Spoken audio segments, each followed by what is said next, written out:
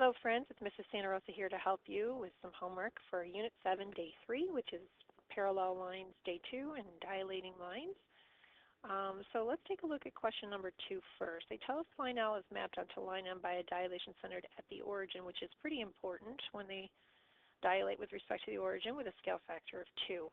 The equation of line L is 3x minus y equals 4. Determine and state the equation for our new line M. So the first thing I want to do is probably solve this equation for y so I can see the slope. So what I'm going to do is I'm going to subtract 3x from both sides, which leaves me negative y equals negative 3x plus 4. And then I'm going to divide everything by negative 1 to solve for regular just y, positive y. So y equals positive 3x minus 4. And now we can see the slope, which is here. And remember that when we dilate lines, the lines will maintain their slope because they are parallel. However, because of the center being at the origin, if you think about this in terms of a sketch, here's your 3x minus 4. So it's, right here, rise 3, 1, run 1. There's our line. With respect to the origin, every single point is going to move 2 times the distance away. So it's going to be a resulting parallel line, but with a new y-intercept. What happens to that new y-intercept? It gets multiplied by the scale factor 2. However, the slope does not. So here's our new equation. It'll be y equals 3x, which is the same slope, and then we're going to multiply the y-intercept by 2. So negative 4 times 2 is negative 8, and there's our answer. Okay? All right. So that's what happens when you dilate with respect to the origin. Okay, so let's go down to number 4.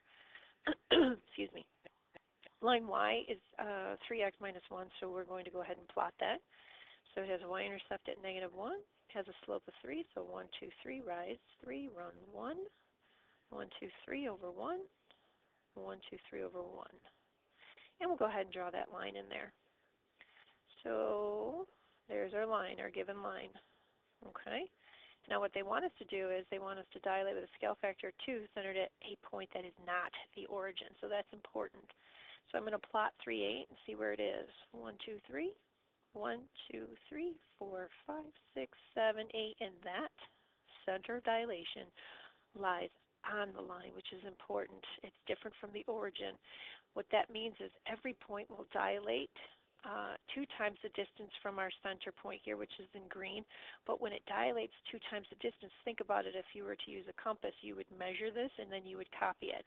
So this point right here actually slides to this point here. And then, if there was a point here that if we continue to rise 3, run 1, it would dilate up here. Bottom line is this. Point being is that when you have the center of dilation on the same line, your resulting line is exactly the same line. It doesn't change. It doesn't become a new line. So when they ask you to write the equation of the line's image, it's this one.